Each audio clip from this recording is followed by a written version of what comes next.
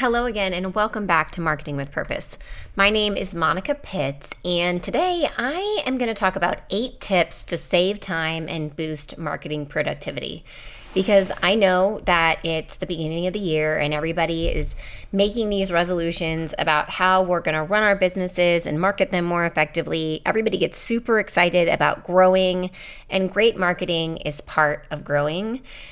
But first, we got to get that marketing done, right? And the trick to getting that marketing done is figuring out new ways to be productive and make it happen faster, right?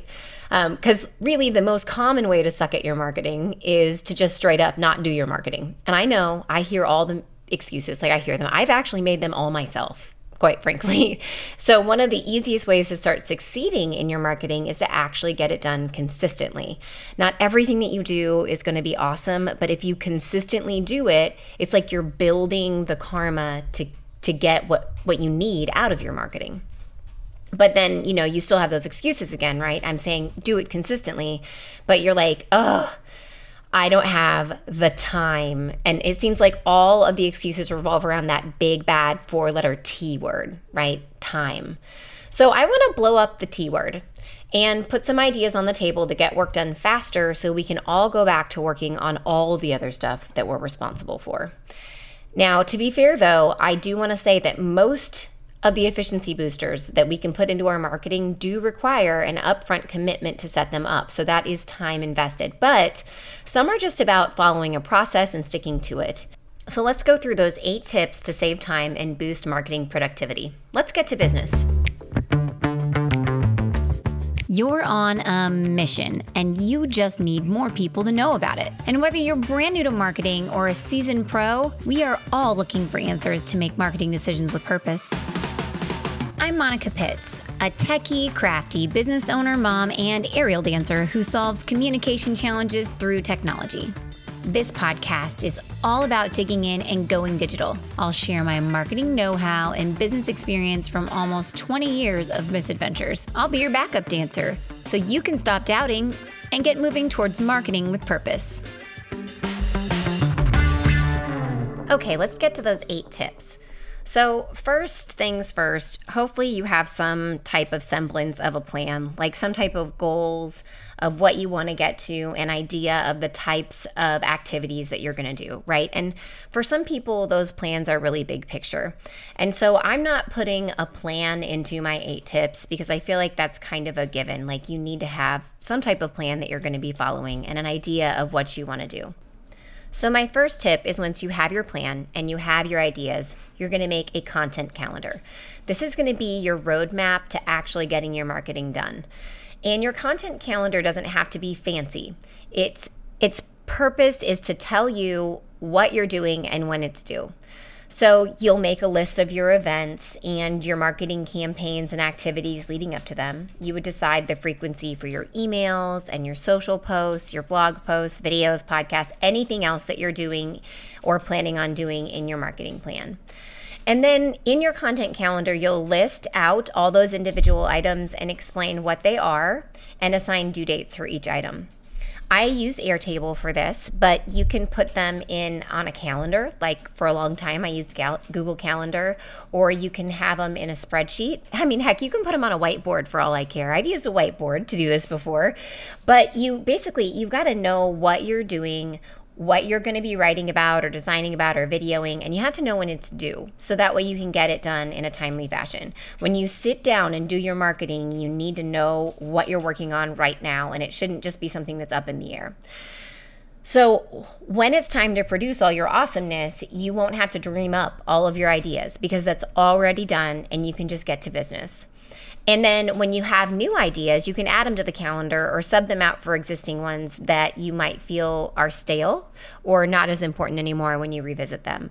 But definitely make sure to add some little details about each item that you're going to do, like maybe what's going to be included or a quick outline for your blog post or your podcast. So that way you don't have to question what on earth this is. I cannot tell you how many times I've opened up a content calendar and read a title for something and gone, I have no idea what that is. And so then I have to think up something else, right? And you don't want that moment. So Tip number 1 is do that planning and make a content calendar for yourself. You will feel so much more in control then when you sit down to do your marketing, because you'll know exactly how you need to get to business.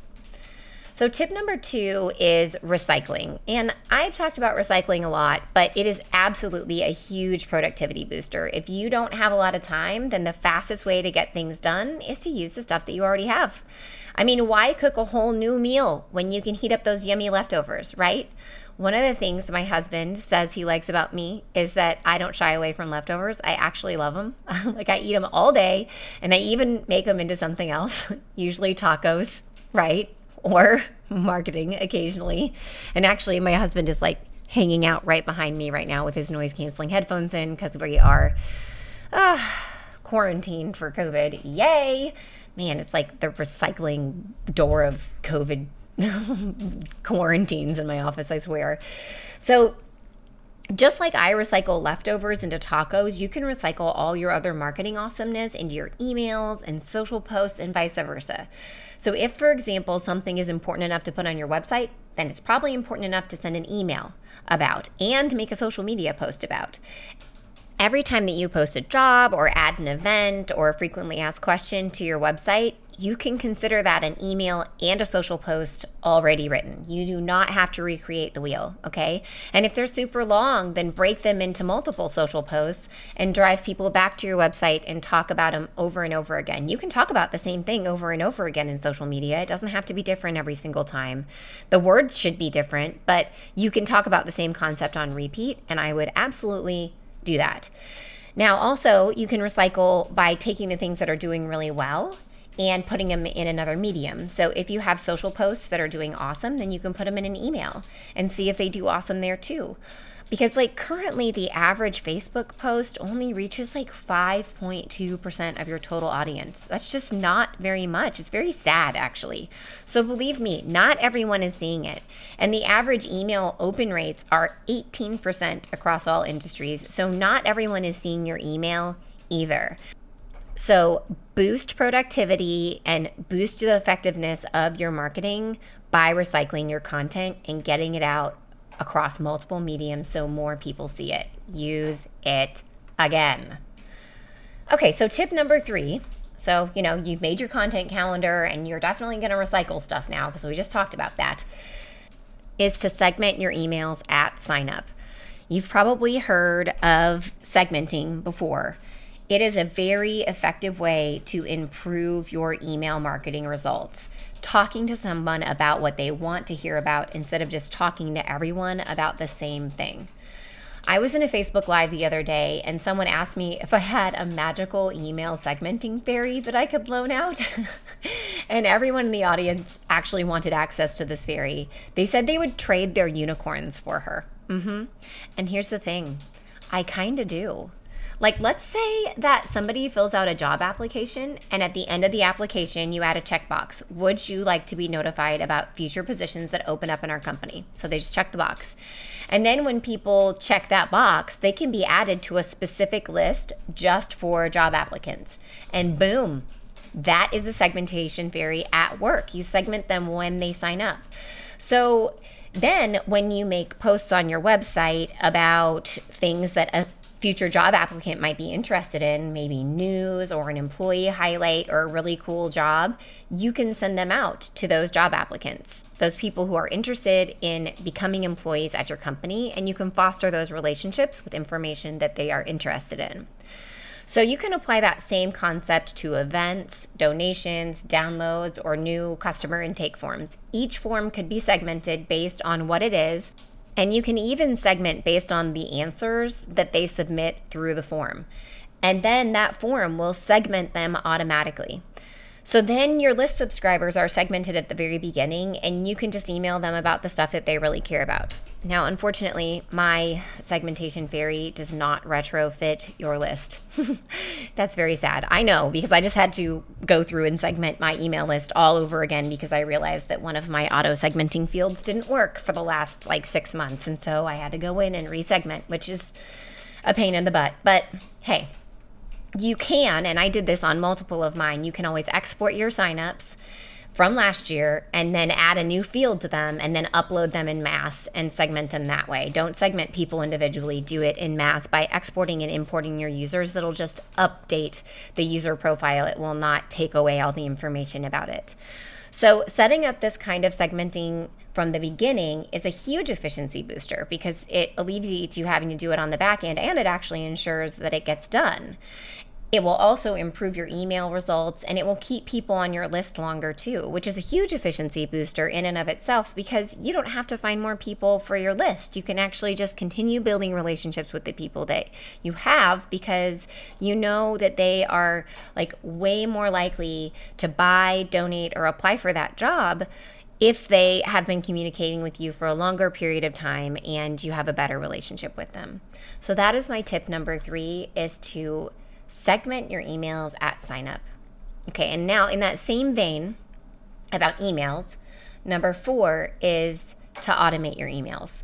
And I know I've talked about this so many times before in my blogs and my podcasts, but I'm going to say it again here. You need to update your website and have your website create and send emails for you using an RSS feed automated email.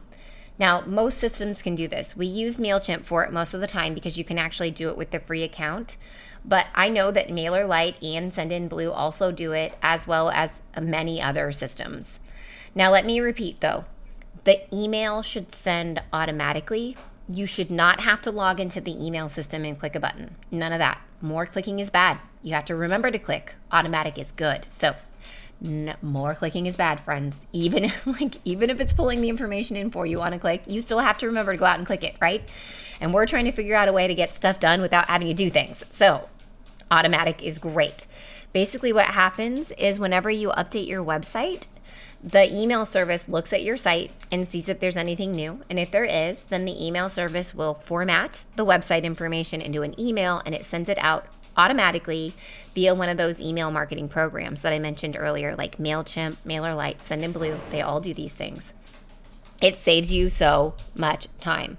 Plus, it ensures that you actually get your email updates out and sent to your audience, so you don't have to remember to do it. And you can segment these automated emails to send just to the people who you think want them. It's really stinking amazing. And I know. For you guys who are control freaks, I know that you don't have as much control over this email as you do over the ones that you create yourself, but it gets sent. And remember that even amazing lists are only getting a 25% open rate on them to 30%, right? And if yours is doing more, then, well, just don't even listen to me. Like, just keep doing whatever you're doing. But done is better than perfect, okay? So automate those emails. Have them send from the stuff you put into your website. All right, so number 5. Tip number 5 is work in bulk and then schedule everything. So if you're not using a scheduling system for your social media, your emails, and website updates, then you're leaving the big T on the table, right? Because the trick to getting stuff done efficiently is to get in the zone, write a bunch of stuff at once without switching tasks on repeat. So this alone will save you time. Each time that you switch tasks, you have to settle back in. And so writing a one-off social media post will take like 20 minutes sometimes. Because you got to write it, you have to edit it, you have to like schedule it, you have to go make the graphic. But if you were making all the graphics at once or writing all the words at once, it takes far less time. But you can sit down and do like 15 posts in bulk, and it might only take you like 2 hours. So if one social post, one-off post is taking you sometime between like, 15 and 20 minutes, and then you can do 15 posts in 2 hours, like, you do the math. This is awesome. Like, this is what we want, right? So once your creative is done, then you're going to put it into a scheduling system to make sure you create a regular cadence with your audience. Because remember, the trick to marketing is that consistency. And when you're planning it ahead of time, then you're certain that your audience knows what you need them to know when you need them to know it. And then you can set it and forget it. Like, no more calendar alerts to drop what you're doing and post a new message directly to each and every social media platform that you're trying to maintain a presence on, right? And the other really awesome thing that's going to boost your productivity when you're using a scheduling system is that you can also save your data so that you can review it when you want to. Because some social media platforms, they don't keep your data for very long. So it's really hard to see what worked last year at the beginning of the following year when it's not available at all. It's only available for a few months. And then you'll become more efficient because you only have to learn how to use one user interface to review all of your social media data instead of trying to sort through the nuances of every single different medium that you're publishing to. So there you go. Tip number 5 is to work in bulk and then schedule everything. All right, so tip number 6 is to effectively prime for content. So what do I mean by that exactly? Well, if you are a human in charge of extracting marketing details from the rest of your staff, then you know exactly how painful that task is. You can literally ask until you're blue in the face and somehow they still never give you anything, and the stuff that they do give you is complete junk. I've heard this so many times from clients and consulting clients. They're like, I just can't get anybody to give me anything. So you can use this trick that I learned forever ago in sales training, and they trained us to do this, to ask for referrals, basically. You have to make your ask more specific. So instead of asking, do you have anything that you want to put on social media? Which from experience, I can tell you, you will generally just get static when you ask that question. You need to ask with an idea in mind. So you're going to do that prior planning, right? So you have your content calendar because you already made it. So now you pretty much know what you want, right? So you ask, can I get a picture of Bob up in the bucket truck? That would be fun to put on social media, don't you think? Because they will get you a picture of Bob in the bucket truck, right? But they don't have an idea of what to put up on social media. You could ask, who always comes in with a smile? I want to feature them in our newsletter. Or instead of asking, what should I say about our event? Ask, what time and where is the event? Tell me about the vibes. Are there photos from last year that I can use? If you give ideas instead of just expecting people to come up with them on their own, then, well, especially because in all likelihood, the person you're asking is not a marketing expert, then you'll get the information you want and you'll get it way faster to boot. So tip number 6 is to effectively prime for content. So you're going to make a marketing calendar, right? A content calendar. So that's number 1. Number 2, you're going to recycle your content. 3, you'll segment those emails that sign up. 4, you're going to automate your emails. 5, you're going to work in bulk and then schedule everything. And then 6, you're going to effectively prime for content, which leads us to 7. We need to find an easy intake process for content. So coming up with ideas is usually easy for marketers, but then actually putting them into action is far more challenging because you have to find all the assets that you need to create that amazing final product. It doesn't matter if you're blogging or doing social media or creating emails, you have to have the stuff that goes in them. And if it's strewn all over creation or on somebody else's desktop, then it takes forever to do your work. And you spend more time searching for stuff than actually doing the work, which is completely annoying. Like, I hate that.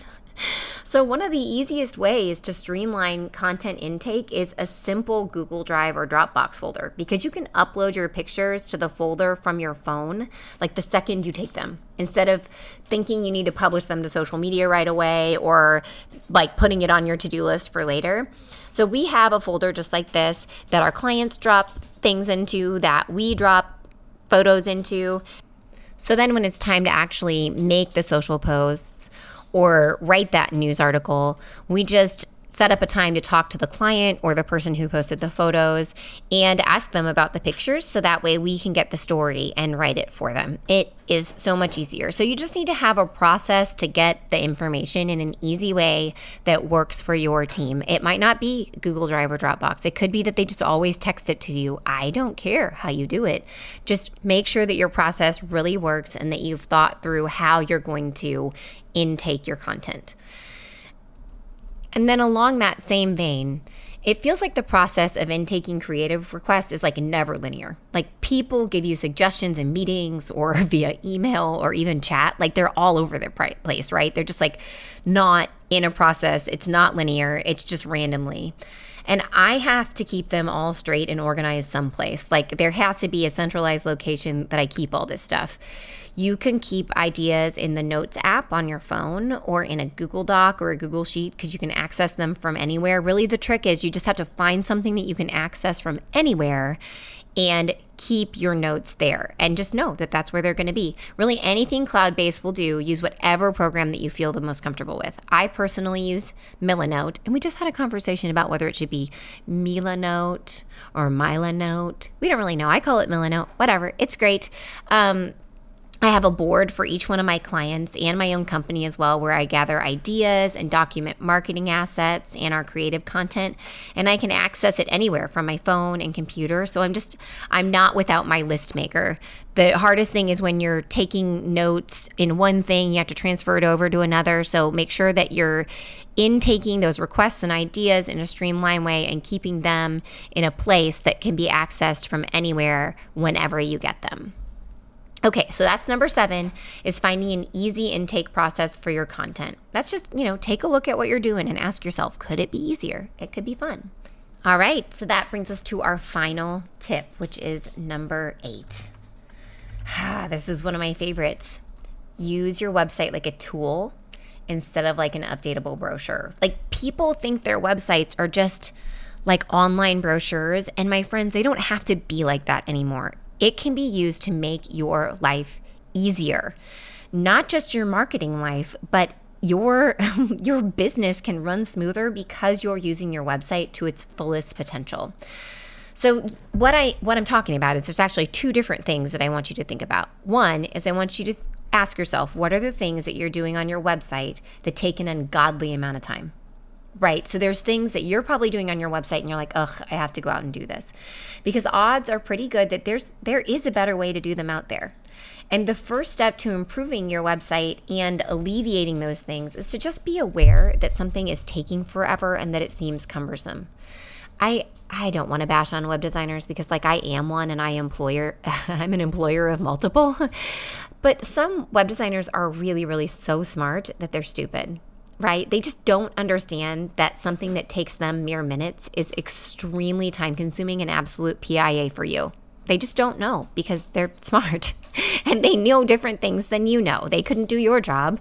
Why are they expecting you to know everything that they know, right? So once you figure out what's wrong, then you can contact your web developer and find potential solutions. So that's your second step.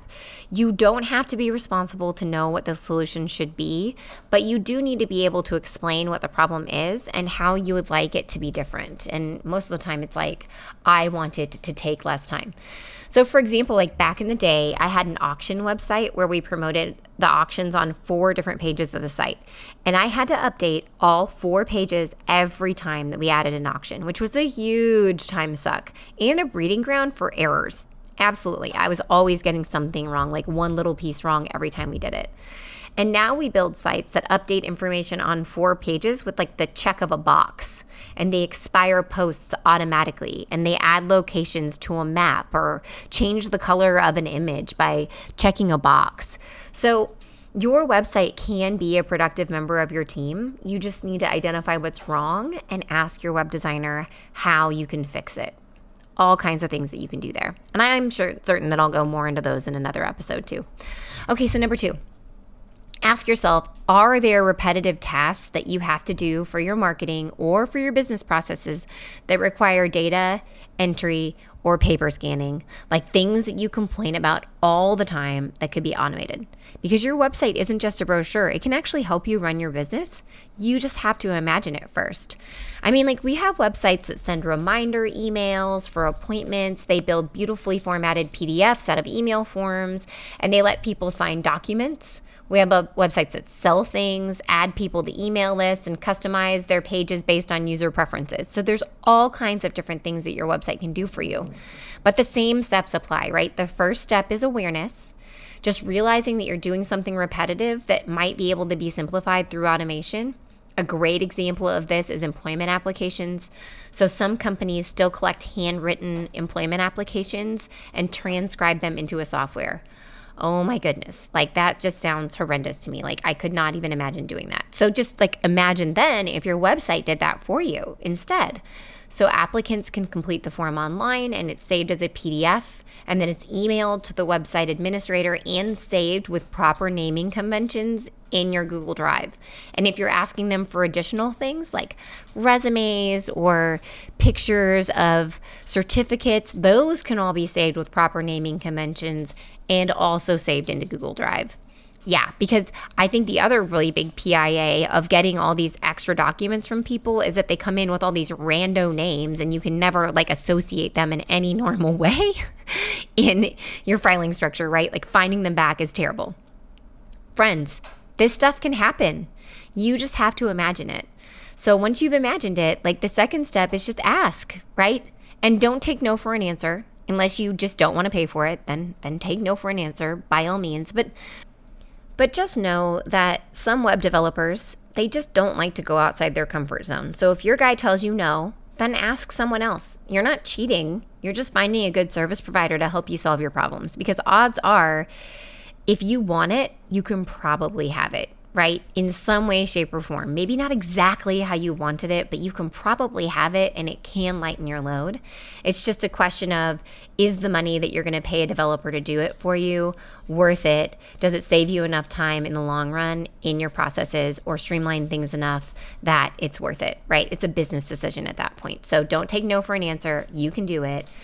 Identify the things that stink about your website that are taking you a long time, that are really painful, and think about the things that your website could do for you to improve the processes in your company and streamline.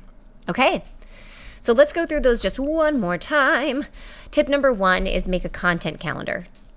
2, recycle your content. It doesn't have to be new all the time. 3, segment your emails at sign up to make sure they actually get segmented.